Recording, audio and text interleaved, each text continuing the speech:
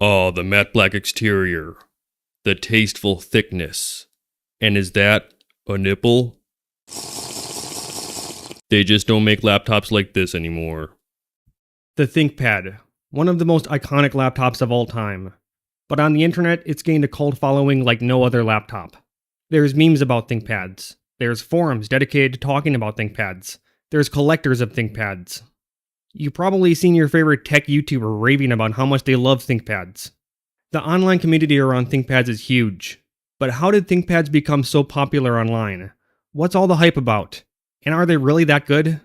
In this video, we're going to go over how ThinkPads went from a simple business laptop to an online cult. Now, we can't talk about the current users of ThinkPads without talking about the original market for them.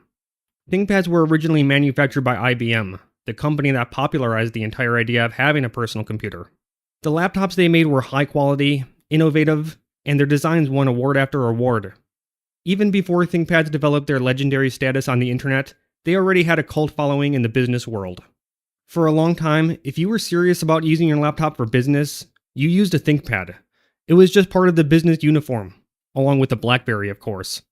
Yup, it's business in time. And it wasn't for no reason that ThinkPads were popular with businesses.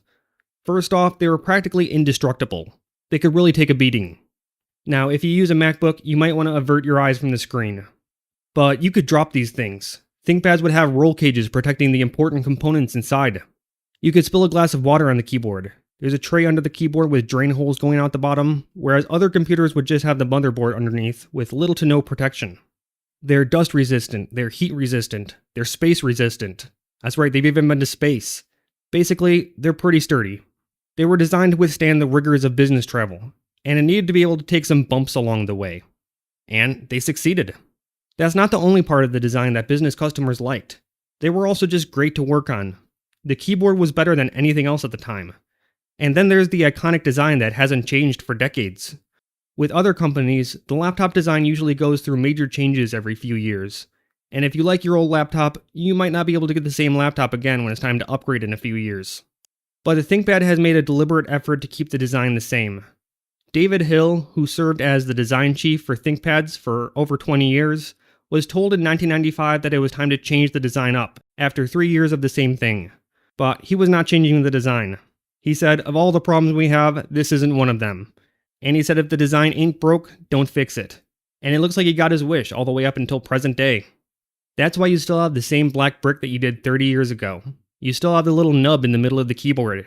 It's been there for decades. Some might think it's unnecessary when we now have much better trackpads, but that's part of what makes a ThinkPad a ThinkPad.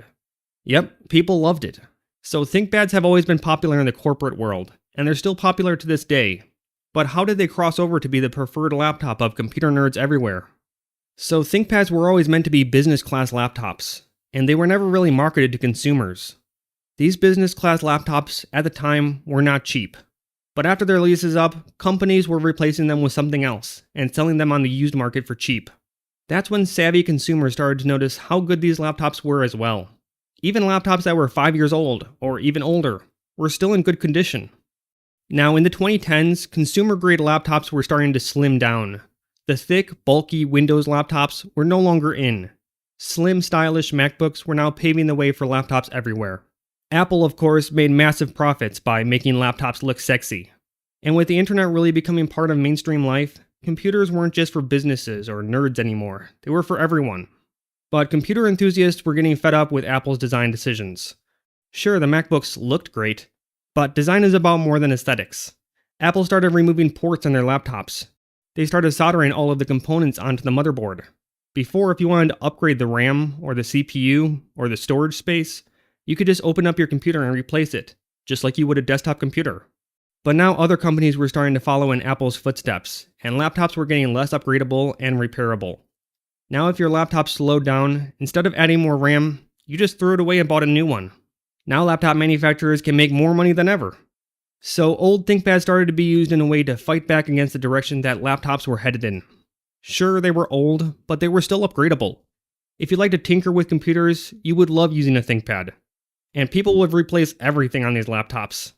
Here's one example of someone who replaced the CPU, the RAM, the storage, the battery, the heatsink and fan, and the Wi-Fi card. That's how extensible these things were. They were used as a big middle finger to companies like Apple that didn't allow you any control over your own device.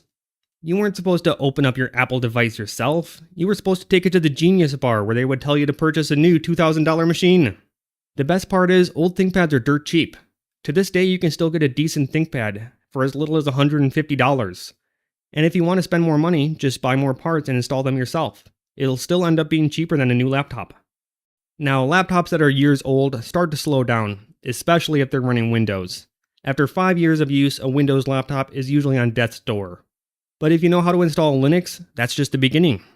Linux is known for being much less bloated than Windows, especially modern Windows like Windows 11. It loves to eat your RAM. But you can install a minimal distribution of Linux on your laptop with only 4 GB of RAM and still have it work fine. ThinkPads have always had excellent Linux compatibility. A lot of laptops are difficult to run Linux on, with some features not being compatible. You might have issues with the Wi-Fi card or the audio, but running Linux on ThinkPads is almost always a painless process. So it was basically a perfect storm for power users around the world. Old ThinkPads were essentially the counterculture to everything that was wrong with modern laptops. And of course, people started to notice. I don't really know where the meme started, but if you were on 4chan's technology board in the 2010s, and even now, you can't avoid ThinkPads. ThinkPad started to be the laptop if you wanted to be cool in tech enthusiast spaces. Like how Apple products are a status symbol, ThinkPads started to become their own sort of status symbol online. If you bought a ThinkPad, you didn't just use it. You would show it off on 4chan, or Reddit, or the enthusiast forum on thinkpads.com. And the coolest people didn't just own one ThinkPad. You owned several. You upgraded your old ones. And you even bought the ThinkPad docking station to make it even more powerful. And don't forget the NeoFetch so you can show everyone how cool you are for installing Arch Linux. You would show it off online, get recommendations on how to upgrade yours, and post buying guides so other people could get their own ThinkPad. Thanks to the meme, people started purchasing ThinkPads having no idea about the history of ThinkPads. They were just a cool tool that people used online. You would start to hear about people who fell for the meme, or bought a ThinkPad after seeing so many posts about it online. It became almost a counterculture status symbol, the anti-MacBook. Compared to the other laptops at the time, it looked like a brick and weighed double what modern laptops weighed. You could take it to a Starbucks to work and make females everywhere drop their soy milk lattes. What is that? It's so unshowy, it's become a way for nerds to show off. Since the brand gained such a legendary status for making business laptops, it still carries over some of its identity for being a real man's laptop for getting real work done. It's not a Facebook machine for middle-aged white women. It's not a MacBook that soy boy developers and designers would use. It's a tool for getting things done. When they see you set down the ThinkPad in the cafe, everyone knows you're about to blow their minds with your amazing programming skills. But the fun can't last forever. Ever since the ThinkPad brand was sold from IBM to Lenovo in 2007, people have been complaining about the declining quality of the brand. Now, a lot of this is just the standard complaining you hear anytime any change is made.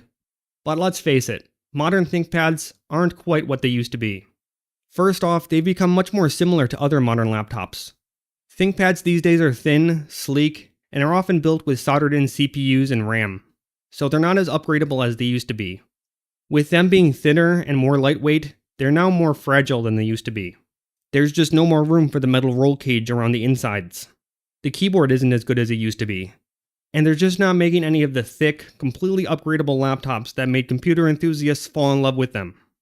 What a lot of ThinkPad geeks consider to be the last great ThinkPad, the T480, it was released all the way back in 2018. Now, of course, modern ThinkPads are still great laptops. I use a modern ThinkPad, and it's the best laptop I've ever used. And yes, I fell for the meme too. But the RAM is soldered in. If I want to upgrade the RAM, I have to buy a completely new laptop. So ThinkPads have lost some of their magic. Sure, they're probably still among the best laptops you can buy. And the laptop market has changed, and ThinkPads have to change with the times. But modern ThinkPads are much more comparable to other brands these days. They just don't stand out as much for being special as much as they used to. With all that said, the ThinkPad community is still very much alive and well today. You'll still see people using ancient ThinkPads today just because there's nothing else like them. Years-old computers are still being recommended to everyone from comp sci students to professionals for their value. They're some of the best budget laptops. And their modern laptops are still very good. So the next time you're in the market for a new laptop and you think about getting a ThinkPad, there's a good chance you've been brainwashed by the cult of the ThinkPad. Join us?